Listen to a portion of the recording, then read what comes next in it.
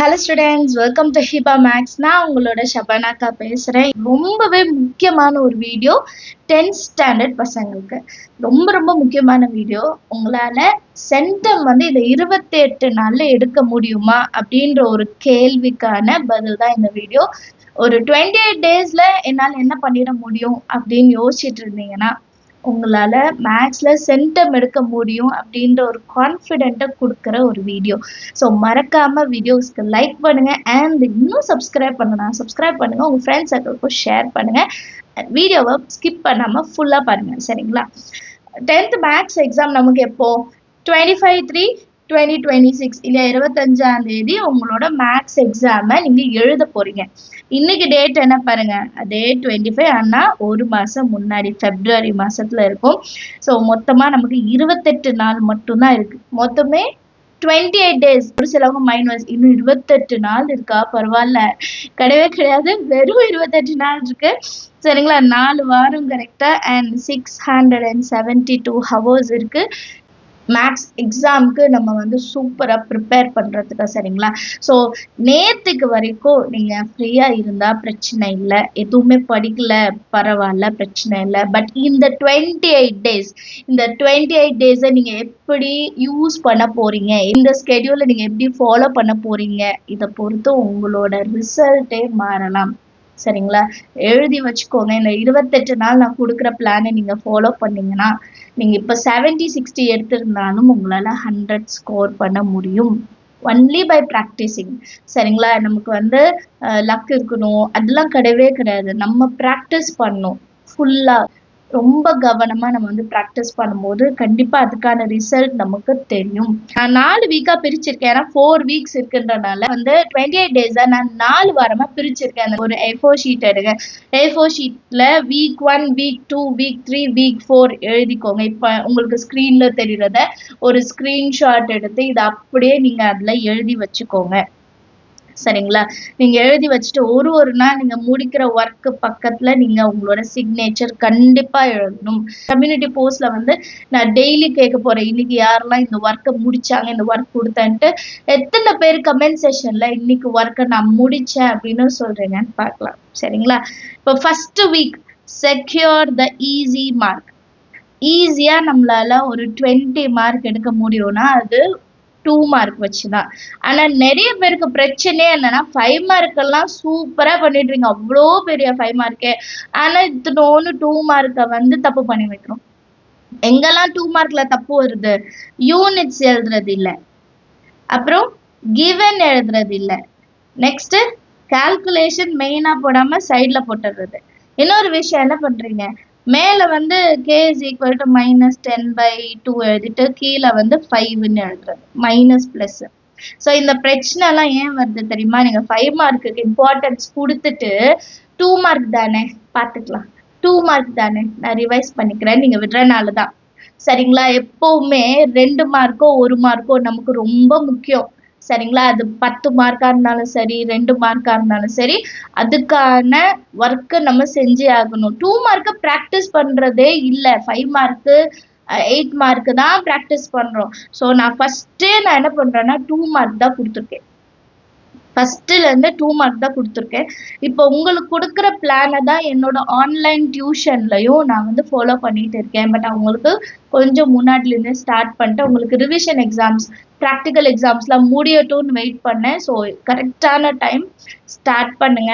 25th of February இன்னைக்கு நீங்கள் என்ன பண்ணணும்னா சாப்டர் 1 and 8ஓட 2 மார்க்ஸ், இது ஃபுல்லாக 2 மார்க் தான். 1 and 8 எப்படி கொடுத்துருக்கேன்னு பாருங்க. ஃபர்ஸ்ட் சாப்டர்ல நிறைய 2 மார்க் வரும், 8th சாப்டர்ல கம்மியான 2 மார்க்.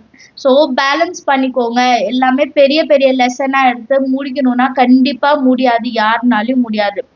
அதனால தான் ஒரு லெசன் ஈஸி, ஒரு லெசன் கஷ்டம். நீங்கள் இந்த 2 சாப்டர்ல இருக்க 2 மார்க்ஸ் கண்டிப்பாக முடிக்கணும். 2 hours எடுத்துக்கோங்க, அதுக்கு மேலே எடுக்க வேண்டாம், சரிங்களா? 2 மணி நேரம். ஏன்னா இப்போ உடனே உங்கள் மைண்ட் வாய்ஸ், எனக்கு நாளைக்கு ரிவிஷன் எக்ஸாம் சோஷியல் இருக்கு, என்ன பண்ண, எங்கள் ஸ்கூலில் அடுத்த ரிவிஷன் எக்ஸாம் டைம் டேபிள் கொடுத்துட்டாங்க, நீங்கள் வேறு இவ்வளோ பெரிய டைம் டேபிள் கொடுக்குறீங்க, எல்லாமே இருக்கும். நான் வந்து 2 மணி நேரம் தான் கேட்கிறேன். சரிங்களா? நீங்க காலையில ஒரு 6 to 7, நைட் ஒரு 9 to 10 இந்த 2 மணி நேரம் நம்மளால மேத்ஸ்க்காக எடுத்து வைக்க முடியாதா? நீங்க மத்த சப்ஜெக்ட் படிங்க. நீங்க ரிலாக்சேஷன் டைம் இருக்கும். இல்லையா? மேத்ஸ்ல சென்டம் எடுக்கணும். 28 நாள்ல சென்டம் எடுக்கணும்னா இந்த விஷயங்கள்லாம் நம்ம செஞ்சு தான் ஆகணும். காலையில 1 hour, சாயங்காலம் 1 hour. 2 மணி நேரம் போதுங்க. நிறையலாம் டைம் தேவை கிடையாது. ரொம்ப கம்மியான டைம் போதும். ஏன்னா 2 மார்க் தான் நீங்க ப்ராக்டிஸ் பண்றீங்க. அதுவும் 2 லெசன்.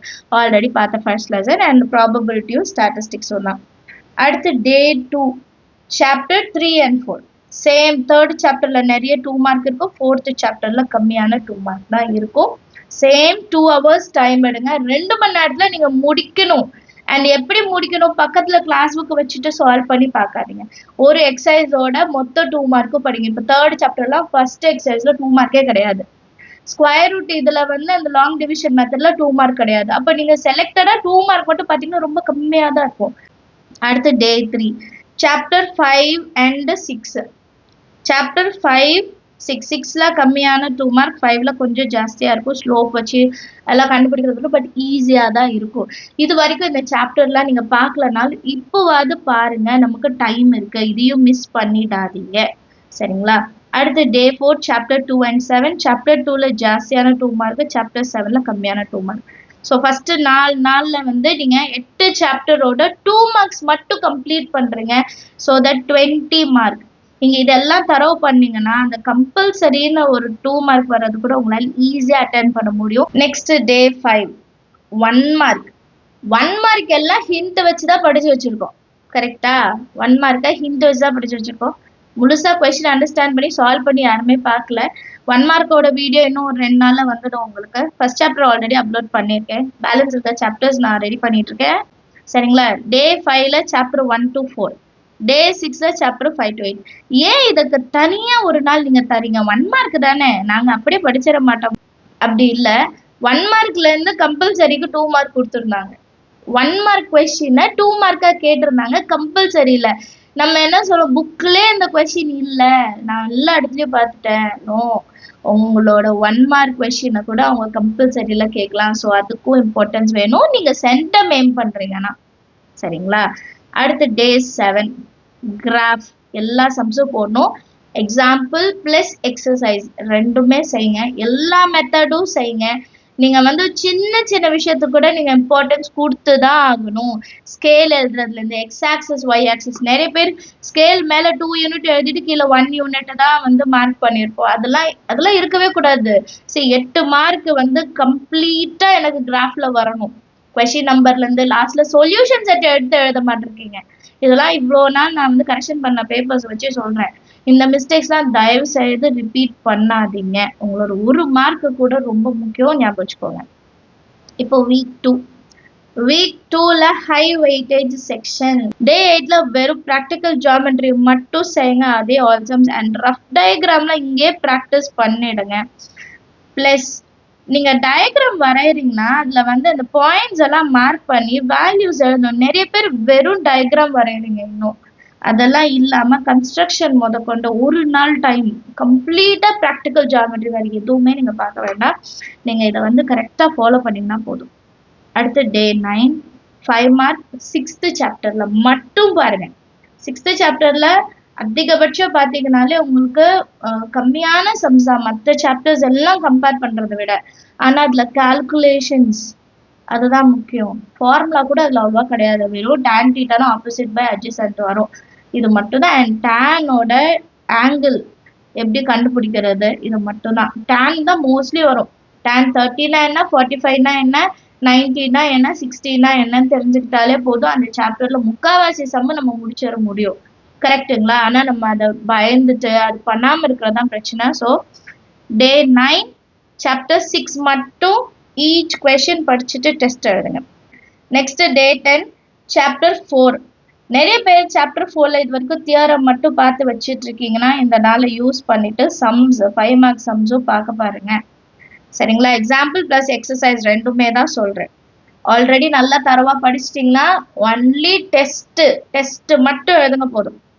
அடுத்து டே 11 சாப்டர் 8 ஸ்டாட்டிஸ்டிக்ஸும் ப்ராபபிலிட்டியும் சேர்த்து படிச்சு வச்சுக்கோங்க. அடுத்து டே 12 சாப்டர் 2. சாப்டர் 2 வந்து ரொம்ப ரொம்ப ஈஸியான ஒரு சாப்டர். நீங்க அண்டர்ஸ்டாண்ட் பண்ணிட்டீங்கன்னா அதில் நமக்கு ஃபார்முலான்னு பார்த்தா ஏபியில் ஒரு 4 ஃபார்முலா, டி ஆஃப் என் என்ன, எல்லோட வேல்யூ எப்படி கண்டுபிடிக்கிறது, அப்புறம் எஸ் ஆஃப் என் என்ன, எஸ் ஆஃப் என் எல் வச்சா என்ன, அவ்வளோதானே. அதே தான் ஜிபியில் வரப்போது. அப்புறம் ஸ்பெஷல் சீரீஸ் நான் இந்த ஃபார்முலா ஷீட்ஸும் ரெடி பண்ணிட்டு இருக்கேன், அடுத்த வீடியோவில் தரேன், சரிங்களா. டே 13 வந்து யூனிட் எக்ஸசைஸ் 1 to 4. ஏன் 1 to 4 சேர்த்து கொடுக்குறேன்னா, ஒரு யூனிட் எக்ஸசைஸ்ல 10லேருந்து 15 சம் தான் இருக்கு. நான் ஒரு லெசனை முடிக்க சொன்னேன், இங்கே ஒரு 4 லெசன்ல சேர்த்து பண்ண சொல்றேன், அவ்வளோதான். அதே மாதிரி day 14 unit exercise 5 to 8. Day 15ல சாப்டர் 1 கம்ப்ளீட்டா எழுதி பார்த்துருங்க. டே 16ல சாப்டர் 7, டே 17ல சாப்டர் 3, டே 18ல சாப்டர் 5. ஏன் இதெல்லாம் தனியா எடுத்தேன் தெரியுமா? ஃபர்ஸ்ட் சாப்டர்ல இருந்து 2 5 மார்க் கேட்குவாங்க, 7th சாப்டர்ல இருந்து 2 5 மார்க். ஒரு சில நேரம் கம்பல்சரியே வந்து 7th சாப்டர்ல இருந்து கேட்டிருக்காங்க. அதே மாதிரி 3rd சாப்டர்ல இருந்து கம்பல்சரி வந்திருக்கு. 3rd சாப்டர்ல 3 5 மார்க் வரைக்கும் நம்ம எக்ஸ்பெக்ட் பண்ணலாம், சரிங்களா. அண்ட் 5th சாப்டர்ல இருந்து கம்பல்சரி நிறைய, நான் இந்த கம்பல்சரி வீடியோஸ் போட்டுருந்தேன் பாருங்க, கிரியேட்டிவ் கொஸ்டின்ஸ் வீடியோஸ். அதுல நான் பார்த்த நிறைய கொஸ்டின் பேப்பர்ல 5th சாப்டர் இதுதான் வந்திருந்து, நிறைய கொஸ்டின் பேப்பர்ல. ஸோ அதனால சாப்டர் 5 2 5 மார்க், 2 5 மார்க் வந்து வரலாம் உங்களுக்கு. ஒரு சாப்டர் தான் கொடுத்துருக்கேன், நான் நிறையலாம் தரல, சரிங்களா. ஒரு நாளைக்கு ஒரு சாப்டரோட 5 மார்க் மட்டும்தான் அப்படின்னா அது ஈஸி தான், உங்களால செய்ய முடியும், சரிங்களா. அடுத்து டே 19 எல்லா ஃபார்முலாஸையும் எழுதி பாருங்க. டேல வேற எதுவுமே செய்யாதீங்க, ரீகால் பண்ணுங்க. புக்கை திறந்து எழுதக்கூடாது. இவ்வளவு நாள் நீங்க வந்து எல்லா 5 மார்க்கும் முடிச்சிட்டீங்க இல்லையா, அந்த எல்லா 5 மார்க்கோட ஃபார்முலாஸ் உங்களுக்கு எதெல்லாம் ஞாபகத்துக்கு வருதோ அது ஃபுல்லா எழுதுங்க. ஞாபகத்துக்கு வராததை ரீகால் பண்ணி படிச்சுட்டு எழுதுங்க, சரிங்களா. டே 20 try these, day 21 progress check. And இதில் பேலன்ஸ் டைம் இருக்கும் போது 5 மார்க் பெண்டிங் எதெல்லாம் வச்சிருக்கீங்களோ அதெல்லாம் வந்து எடுத்து முடிக்க பாருங்க. ஸோ இதுதான் ஹார்டஸ்ட் பார்ட்டு, நீங்கள் கண்டிப்பாக இதை செஞ்சுதான் ஆகணும். ஃபைனல் பேட்டில் கடைசியாக நமக்கு இருக்கிறது. இந்த வாரம் நம்ம ஆல்ரெடி படிச்ச எல்லாத்தையும் ரிவைஸ் பண்ண போறோம். எதையுமே புதுசா படிக்க போறது இல்லை. நியூ கொஸ்டின்ஸ் எதுவுமே பார்க்காதீங்க. ப்ரீவியஸ் இயர் கொஸ்டின் பேப்பர் 2 செட்டை ஒரு நாளைக்கு எழுதி நீங்க செக் பண்ணுங்க. நீங்க வந்து ஒரு டீச்சரா இருந்து நீங்க செக் பண்ணி ஆன்சர்ல எங்கெல்லாம் தப்பு இருக்கு கண்டுபிடிங்க. யூனிட்ஸ் எழுதிருக்கோமா இல்லையா, மைனஸ் கரெக்டா போட்டிருக்கோமா இல்லையா, சொல்யூஷன் செட் எழுதிருக்கோமா இல்லையா, நீங்க தான் ஃபைண்ட் அவுட் பண்ணும் அதை, சரிங்களா. அடுத்த நாளைக்கு ஒரு 2 செட்டு. ஏன் இந்த கொஸ்டின் பேப்பர்ஸை டெஸ்டா எழுதி பார்க்க சொல்றோம் தெரியுமா? அதுல இருக்க 2 மார்க்லாம் ஒன்று படிச்சுடு, 5 மார்க்லாம் படிச்சு எழுது. ஏன் சொல்றது இல்லைன்னா, இந்த எக்ஸாம் ஃபியர்னு ஒரு விஷயம் இருக்கு. நிறைய பசங்க ஃபேஸ் பண்ற பிரச்சனையே அதுதான். நல்லா ப்ராக்டிஸ் பண்ணிட்டு நைட் ஃபுல்லா தூங்காம ப்ராக்டிஸ் பண்ணிட்டு எக்ஸாம் ஃபியர்னால என் மார்க் போச்சுன்னா அது நியாயமா சொல்லுங்க? இந்த எக்ஸாம் ஃபியர் ஏன் வருது? எக்ஸாம் ஹாலில் போய் அந்த கொஸ்டின் பேப்பரை பார்க்கும்போது கொஸ்டின்ஸ் எப்படி அட்டன் பண்ண போறேன், எனக்கு வந்து மார்க் வேணும் அப்படி இப்படி யோசிக்கிறனால தான். வீட்லயே அந்த எக்ஸாம் எழுதிடுங்க, வீட்லயே ட்ரை பண்ணிடுங்க. நம்ம வந்து இப்போ ரிஹர்சல் பண்றது இல்லையா, ஸ்கூல்ல வந்து ஆனுவல் டே எல்லாம் வந்து எத்தனை நாள் உட்காந்து அந்த டான்ஸ் மறுபடியும் அந்த ப்ராக்டிஸ் எடுக்கிறோம், நம்ம ரிஹர்சல் பண்றோம். சேம் நீங்க எக்ஸாம்ல செய்யறத இங்க ஒரு வாட்டி ரிஹர்சல் பண்ணி பாருங்க. 4 கொஸ்டின் பேப்பர் நீங்க எழுதி பாருங்க போதும். அங்க போனாலும் அதே எக்ஸாம் மாதிரி தான் எழுத போறீங்க. வீட்டுல நீங்க எழுதுறதா அங்கேயும் எழுத போறீங்கன்னு தோணும். அது ஒரு கொஸ்டின் பேப்பர், அவ்வளவுதான். இதுல இருக்க சம்ஸ் எல்லாம் நான் ஆல்ரெடி போட்டு பார்த்துட்டேன், நான் பண்ணிடுவேன், நான் வந்து இதை சீக்கிரமா சால்வ் பண்ணிவிடுவேன்னு ஒரு கான்ஃபிடென்ட் வரும். அதுக்காக தான் இந்த ப்ரீவியஸ் கொஸ்டின் பேப்பரை டெஸ்ட் எழுத சொல்றது. இதை நிறைய பேர் எப்படி அண்டர்ஸ்டாண்ட் பண்ணிக்கிறீங்க தெரியுமா? இந்த கொஸ்டின் பேப்பர்ல இருக்க 2 மார்க்லாம் படிச்சுட்டு முதல்ல 2 மார்க் எழுதுறேன், 5 மார்க்லாம் படிச்சுட்டு எழுதுறேன். அது வந்து ரிவிஷனுக்கு முன்னாடி செய்யணும். இப்போ ஃபைனலா நீங்க இருக்கிற இடத்துல என்ன பண்ணணும்னா, கொஸ்டின் பேப்பரை நீங்க எக்ஸாம் மாதிரி எழுதணும். எக்ஸாம் ஷீட் வாங்கிக்கோங்க, கரெக்டா மார்ஜின் போட்டு எழுதுறதுக்கு 2.5 மணி நேரத்துல முடிக்க முடியுதான்னு பாருங்க. அந்த ரிஹர்சலுக்கு தான் லாஸ்டா இதை முடிச்சிருவீங்களா. அதுக்கப்புறம் 20 and 21 ஃபைனல் ரிவிஷன். ஃபைனலா நீங்க என்னென்ன சாப்டர்ஸ்லாம் படிச்சீங்களோ, ஆர்டர் உங்க விருப்பம். என்னைய கேட்டீங்கன்னா நான் ஆர்டர் எப்படி சொல்றேன்னா, ஃபர்ஸ்ட் எப்பவுமே 7th சாப்டர் எடுங்க, 6th சாப்டர் முடிங்க, அதுக்கப்புறம் 8th சாப்டர் முடிங்க, அப்புறம் 4 3 5 2 1 இந்த ஆர்டர்ல படிங்க. இந்த ஆர்டர்ல எப்பவுமே படிக்க பாருங்க. ஏன்னா அதுக்கப்புறம் திருப்பி 7th சாப்டர்ல தான் ஃபார்முலாஸ் எனக்கு மனப்பாடம் ஆகாத மாதிரி இருக்கும், திருப்பி நம்ம லாஸ்ட்ல ரிவிஷன் பண்ணிக்கலாம், சரிங்களா? அதனால தான் சொல்றேன். 2 வாட்டியாவது நீங்க ரிவைஸ் பண்ணியிருக்கணும். அண்ட் 26, 27, 28 டே, அதாவது 24 வரைக்கும் உள்ள ஸ்கெடியூல் நான் தருவேன். எப்பவும் போல எப்படி உங்களுக்கு ஹாஃப் இயர்லிக்கு, குவார்ட்டர்லிக்கு டைமிங் வச்சு நம்ம சால்வ் பண்ணோமோ, அதே மாதிரி இந்த 3 நாளோட டைமிங் ஸ்கெடியூல்ஸ் டைம் வச்சு எப்படி நீங்க முடிக்கணும்ன்றது நான் 21st அன்னைக்கே நான் கொடுத்துருவேன். ஸோ எல்லாருமே இந்த சேலஞ்ச் அக்செப்ட் பண்ணிட்டீங்களான்ட்டு மறக்காம கமெண்ட் செஷன்ல சொல்லுங்க. இந்த வீடியோஸ்லாம் யூஸ்ஃபுல்லா இருந்தா மறக்காம லைக் பண்ணி நிறைய பேருக்கு ஷேர் பண்ணுங்க. உங்க ஃப்ரெண்ட்ஸ் குரூப் இருக்கும், வாட்ஸ்அப் குரூப் இருக்கும், எல்லாத்துலயுமே இதை ஷேர் பண்ணுங்க. நிறைய பேருக்கு இது யூஸ் ஆகும். சரிங்களா? ஒரு சில பேர் யாராவது எனக்கு கைட் பண்ண மாட்டாங்களா அப்படின்னு யோசிச்சுட்டு இருந்தாங்கன்னா அவங்களுக்கு இது ரொம்ப பெரிய ஹெல்ப்பா இருக்கும். ஒரு நாள் நான் ஃபீல் பண்ணியிருக்கேன், லைக் எனக்கு என்ன பண்ணணும்னு தெரியல, யாராவது எனக்கு ஏதாவது சொல்லி தர மாட்டாங்களான்னு. அந்த மாதிரி எந்த ஸ்டூடெண்ட்டுமே நம்ம தமிழ்நாட்டுல யோசிக்கவே கூடாது. உங்களோட 10th எக்ஸாமுக்கு என் சைட்ல இருந்து என்னால் எவ்வளோ சப்போர்ட் கொடுக்க முடியுமோ பப்ளிக் எக்ஸாமை சூப்பரா அட்டென்ட் பண்றதுக்கு நான் ஹெல்ப் பண்ணுவேன். சரிங்களா? ஸோ மறக்காம சேனலை சப்ஸ்கிரைப் பண்ணிட்டு பெல் ஐக்கான் செலக்ட் பண்ணிடுங்க. தேங்க்யூ ஸோ மச் ஃபார் வாட்சிங்.